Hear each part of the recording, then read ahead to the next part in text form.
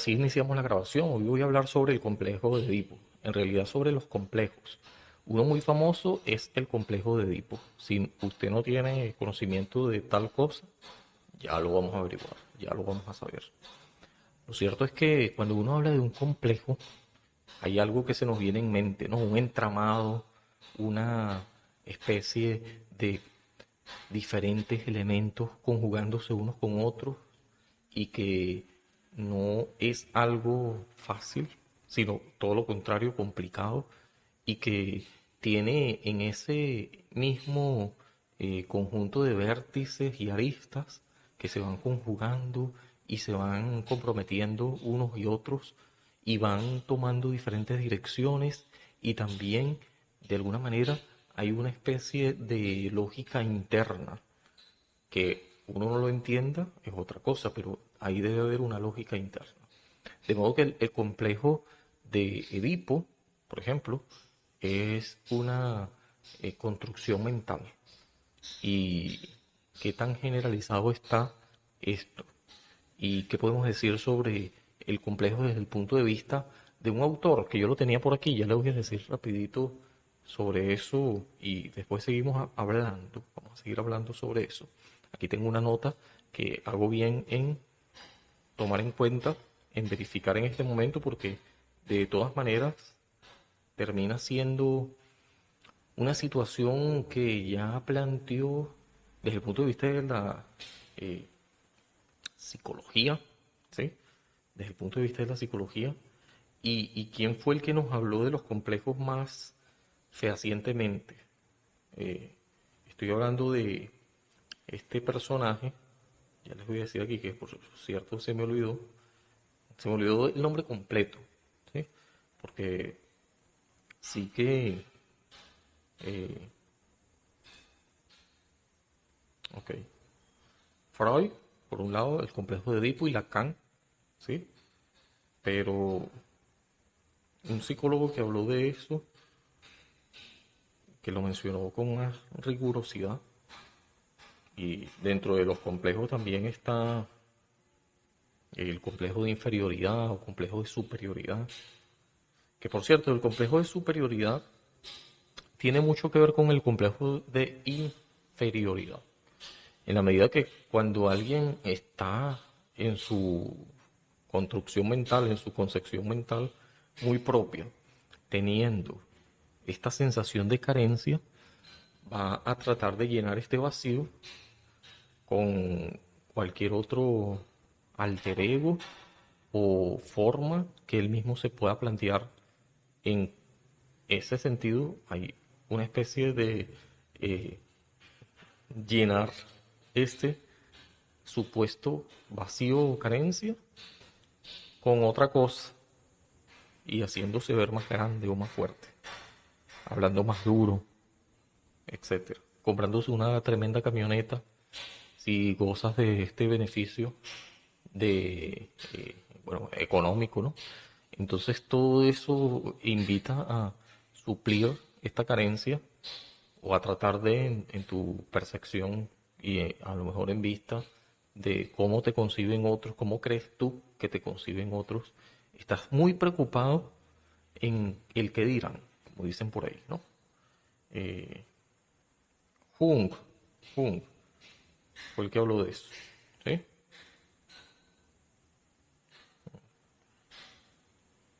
Carl Jung, lo estaba buscando, el nombre completo, ahí lo tiene. En la psicología de este analista, Carl Jung, los complejos son estructuras emocionales, como ya les decía, es un complejo en la medida que son muchos elementos que se conjugan en esta construcción mental, pero que van a interferir, van a modificar, van a tener mucho que ver con las emociones. Forma parte de la psique humana. No estamos hablando de que hay, no, unos tienen más que otros, yo no tengo ningún complejo. Lo cierto es que puede ser positivo o negativo. En la medida de que Jung consideraba, por ejemplo, que los complejos son normales y todos los seres humanos tenemos en mayor o menor medida estos complejos, unos y otros, que ya les voy a decir de qué complejos estamos hablando. Ya les mencioné el de inferioridad y el complejo de Edipo.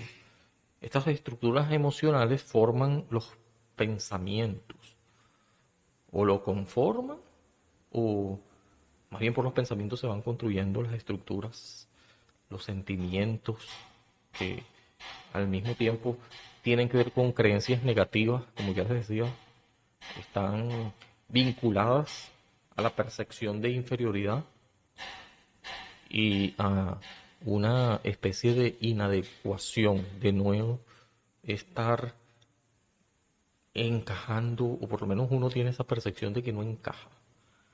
Y estos complejos pueden ser causados por estos, justamente,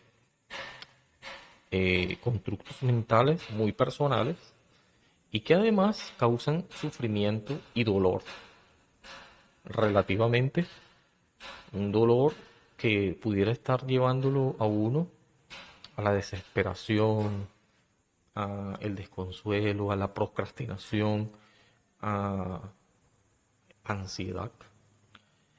Y entonces como este nodo de creencias, y que es un nodo, una estructura donde convergen muchos eh, aristas, ¿sí? Y que van a conformar muchas vértices porque confluyen allí. Justamente por eso es que es un punto neuronal o neural, un punto que te lleva a la desesperación.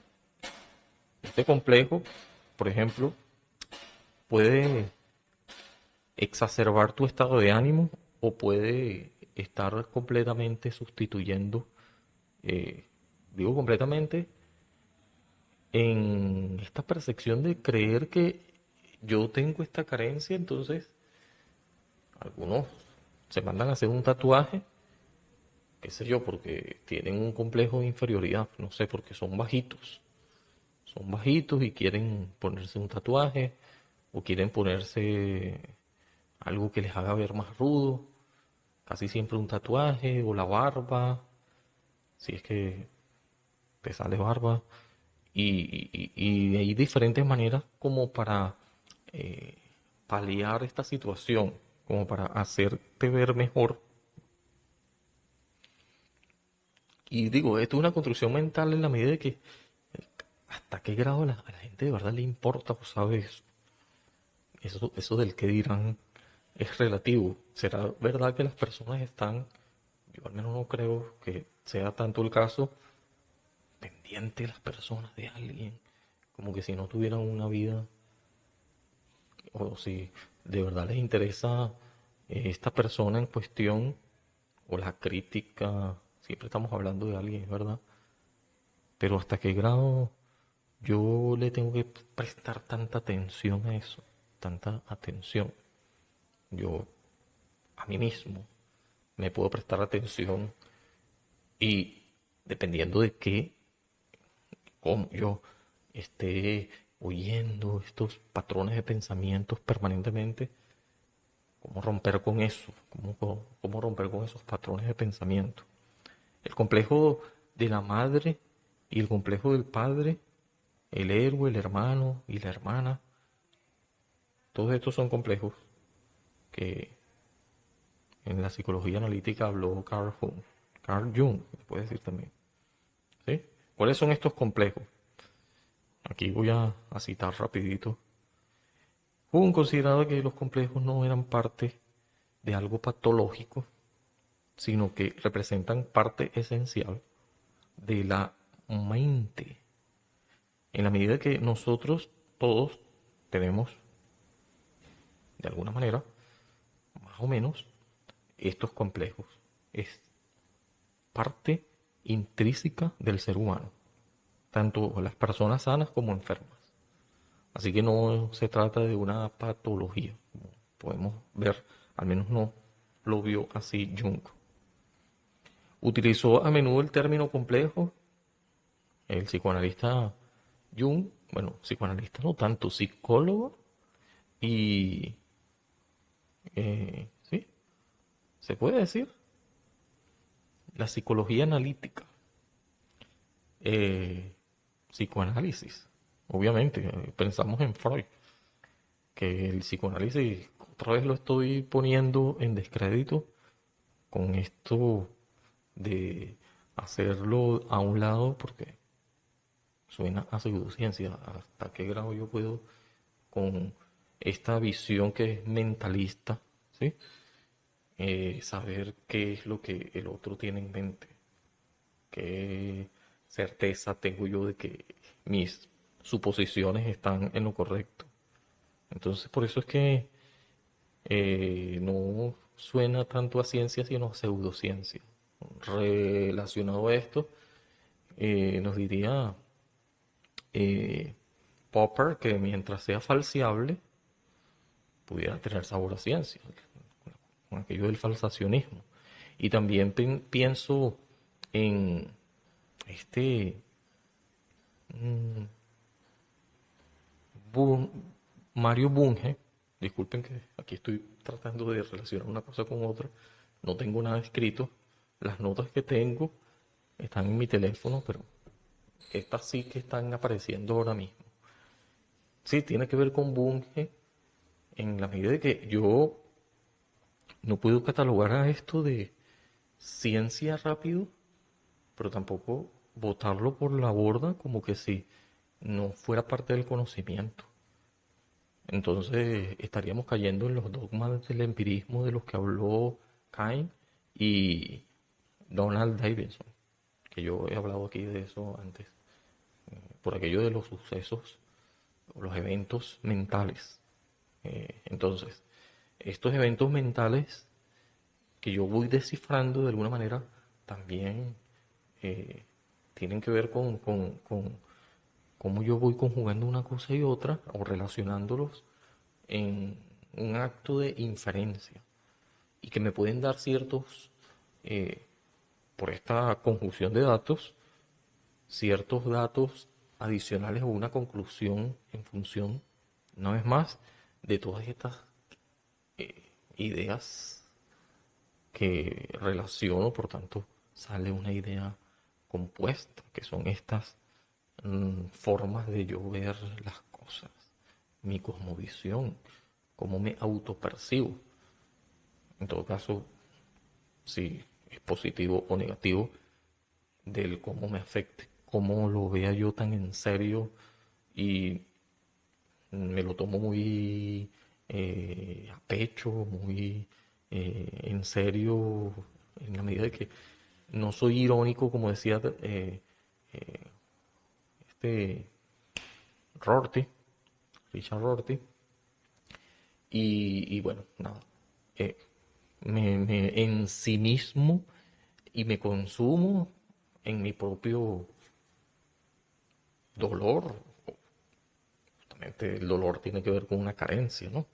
O una pospuesta satisfacción. O sea, de esto hablaba, por ejemplo, Schopenhauer y también a su modo y a su manera y en su tiempo.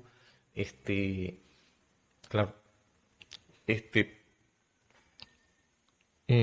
sí, se me olvidan. Derrida, sí, Derrida. Eh, y esta pospuesta, eh, digamos, un deseo siempre pospuesto. El deseo.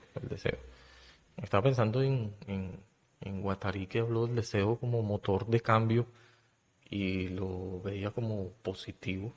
Lo podemos arraigar, eh, soltar y es un motor de cambio. eh, pero bueno, lo que, para no desviarme del tema y volver a Jung, Jung tiene un libro que me llama la atención y de ahí es que estoy sacando algunas de estas ideas. Eh, Carl Jung, déjame buscarlo por aquí rapidito, en mis notas. Carl Gustav Jung, ¿sí? Y su teoría y todo. Ok, por ejemplo, ya les decía que era un psicólogo analista, ¿sí? Libro rojo de Jung, por ejemplo. Sueños y transformaciones. Y ya les voy a decir otra cosa por aquí. Disculpen. Ajá, de los complejos, que era lo que estaba hablando. Y los arquetipos. Ya les voy a hablar un poquito de los arquetipos. Disculpen que bajé la mirada demasiado aquí, porque quiero hablar de las referencias de los libros y también de los arquetipos. ¿Sí? Carl Jung escribió sobre la plenitud y la totalidad en su obra, en las que considera que la integración de todos los aspectos del ser humano es fundamental para el crecimiento personal y la autorrealización. Y también ahí habla sobre los complejos en este libro. Freud, psicoanalista, muy anterior a Jung, por supuesto, eh, habla sobre Jung. Al contrario, Jung habla mucho sobre Freud, eso es lo que quería decir, y el psicoanálisis. ¿Sí? Y vamos a ver un poquito sobre los antecedentes de Jung. Esto pudiera quedar o no. Quizás tenga que preparar un poquito mejor esto y de los arquetipos. ¿Sí? Eh, bueno, quizás sea tarea para otro video. Pero vamos a ver si lo encuentro aquí. Me disculpan tanto, sí, tanto tiempo en silencio para esta búsqueda. Aquí me estoy alejando, estoy de todas maneras probando estos equipos. Como pueden ver hay un enfoque nuevo y me imagino que para bien el enfoque y el alcance de la cámara, que es una cámara 4K, va a favorecer el hecho de que tengamos un mejor sonido y una mejor visualización en estos episodios del podcast. ¿Sí? Y bueno, también una mejor preparación en la medida que no me tome tanto tiempo hacer el podcast. Digo, los episodios que no se alarguen tanto. Digo que la preparación tendría que ver porque las ideas pueden convertirse en más sucintas, más al grano, sin divagar tanto. A mí se me hace difícil eso, pero bueno, vamos a intentarlo. Bueno, vamos a hablar un poquito de Jung, de Carl Jung y de su bibliografía. Eh, del 1875, si eso está bien, a 1961. Fue un psiquiatra y psicólogo suizo que fundó la psicología analítica. Fue una figura clave en el psicoanálisis. Fue una figura que destacó el poder de la mente y una de las mentes más destacadas de la psicología del siglo XX. ¿Sí? Eso es lo que podemos decir de Jung. Falleció a los 85 años en Suiza. ¿Sí? Del 75 al 61 hay 85 años. 1875. Parece que sí, ¿no? Porque son 15. Llegas a los 1900 más 61. Son perfecto. Exactamente 85 años. Bueno, es interesante, ¿no? Vamos a ver cuáles son algunos de los eh, complejos que describió Jung, ¿sí? Ya les había hablado del complejo de Edipo, del complejo de inferioridad. Eh, Vamos a ver cuáles otros complejos describió Jung.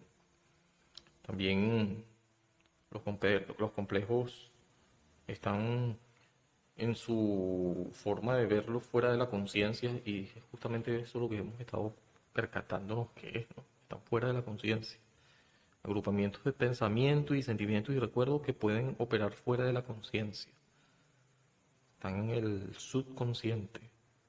Entonces, una psique fragmentada que forma la base de mini personalidades, eh, alter egos y complejos que uno mismo se labra y que de alguna manera ofrecen límites más que oportunidades, te limitan, porque te ponen ante sí eh, imaginarios, fantasmas, gente irreal, situaciones que son eh, trabas que no están allí realmente, ¿sí? Y bueno, nada, vamos a ver estos complejos que describió Jung, para que eso fue lo que les dije que iba a hacer, ¿no? Por ejemplo, ujú, el ego consciente, el inconsciente personal, el inconsciente colectivo, los arquetipos como las personas, las sombras, el ánimo. De eso nos habló Jung. Y bueno, vamos a ver qué tipos de consejos complejos podemos enumerar aquí. Complejo de inferioridad, complejo de superioridad, complejo de culpa, complejo de rechazo social, complejo de Edipo, ya lo mencioné, y el de Electra, en el caso de que la mujer o la bebé esté teniendo una fijación con el sexo opuesto, que en este caso sí es una niña, eh, tendría fijación más bien en su padre, ¿no? Y tendría celos de la madre. Por lo menos eso es lo que va a decirnos el complejo de Electra. O sea, lo mismo que ocurre con el complejo de Edipo para un niño, un bebé masculino, es lo mismo, pero en el caso de la femenina, de la bebé, la fijación va a ser hacia el sexo contrario, en este caso, bueno, su padre, y se llama Electra. Complejo de persecución, complejo de castración, complejo de Sitenentra, complejo de Electra, ya lo había hablado, complejo napoleónico y otros más, ¿sí? Y este complejo es les hablaba de Clitemnestra, la vamos a chequear aquí rapidito. Vamos a chequear aquí rapidito, señores, aunque esto es una prueba, quién sabe si quede así o no, probablemente no, pero me sirve de todas maneras para analizar cómo funciona esto. El complejo de Clitemnestra es un trastorno mental que se caracteriza por la tendencia a la infidelidad como venganza. Interesante. Yo me voy a vengar como siendo infiel. También se le conoce como el síndrome de infidelidad compulsiva. Bueno, más claro es ese otro nombre. Síndrome de infidelidad compulsiva, el 6C. Sí, el término proviene de la mitología griega, de la historia de Clitemnestra, la esposa de Agamenón. Siempre vienen cosas de ahí de los griegos. Muchas de ellas vienen de mitologías griegas. Incluido esto del complejo de Edipo, por cierto, Edipo Rey. Bueno, Sinen, Sitennestra, ¿sí? ¿Qué hizo? Para seguir leyendo, ya que estamos en esto. Se llenó de odio tras ver que su hija Ifigenia, ¿qué hizo Ifigenia? Ya vamos a ver qué hizo Ifigenia. Fue sacrificada por su propio padre. La persona con este trastorno, yéndonos ahora al momento y porque el síndrome es algo particularmente relativo a la infidelidad, como venganza, me voy a vengar siéndote infiel. Pueden estos traicionar a su pareja de forma compulsiva. Para cometer infidelidad puede utilizar estrategias como la manipulación, el chantaje y el maltrato. La intimidad se convierte en un mecanismo de control hacia la pareja. Imagínense. Este trastorno puede desestabilizar la salud amorosa de cualquier interrelación personal que esta persona tenga. puede causar daño psicológico a la pareja. Y bueno, interesante síndrome de infidelidad compulsiva. Interesante esto, ¿no? O el síndrome o el complejo de Clitemnestra. Clitemnestra. Muy bien, entonces, dicho esto, y aquí voy a pausar para ver cómo va quedando esto, hay muchos complejos que eh, no son necesariamente algo patológico. En algunos casos pudiera ser, como vimos, un trastorno, en tanto pudiera ser una especie de enfermedad mental pasajera, o sea, que se puede superar, que se pueda superar, y que son siempre constructos mentales de seres humanos, así que todos podemos tenerlo hasta cierto grado y de manera temporal desarrollarlo y hay que trabajarlo para superarlo. De todas maneras, son una especie de respuestas adaptativas. Cuando nosotros tenemos la procrastinación, la ansiedad y que pudieran deberse a estar luchando internamente con un complejo.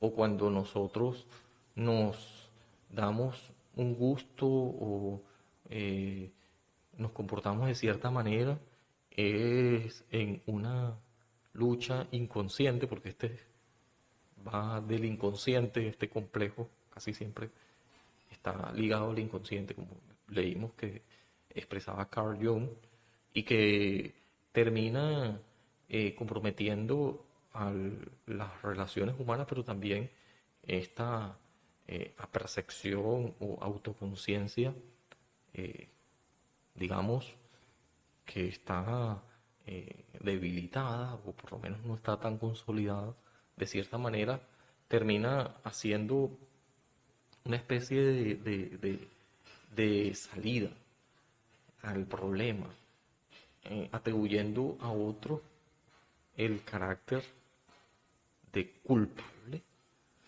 mientras yo me oculto en mi propio caparazón. Puede ser el caso si lo vemos de manera más pasiva, o extrovertidamente quiero acaparar la atención y siempre en esto de ganarme la aprobación de otros o creyendo que todos me están haciendo bullying o daño o permanentemente estar en este sinsabor que muchas veces, como hemos notado, no es voluntario en la medida que es no tan reflexivo. Si te pusieras a reflexionar en todo, pudieras encontrar de que estos fantasmas son eso, son pura construcción mental, son superfluos en la medida de que no están en una instancia real, sino es una configuración mal puesta de mi realidad. Es un complejo en la medida de que todo este entramado no necesariamente tiene una validez real, no tiene eh, una concepción dentro de un estadio que se pudiera llamar compartido, sino más bien es algo muy individual en tanto es un, una psicosis, no tanto neurosis también, en la medida de que, bueno, no es de locos o de falta de juicio, como la neurosis, sino más bien una psicosis porque está teniendo en cuenta justamente la diferencia a otra persona dentro de mi fijación. Por ejemplo, así sería en el caso del complejo de Edipo o el complejo de Electra. Claro, habría que revisar cada complejo para ver si se trata de neurosis o psicosis. Pero eso lo dejamos para otro día. Lo voy a dejar hasta aquí por ahora, porque estoy probando esto. Chao, chao. Nos vemos en breve. Pronto. Volveremos.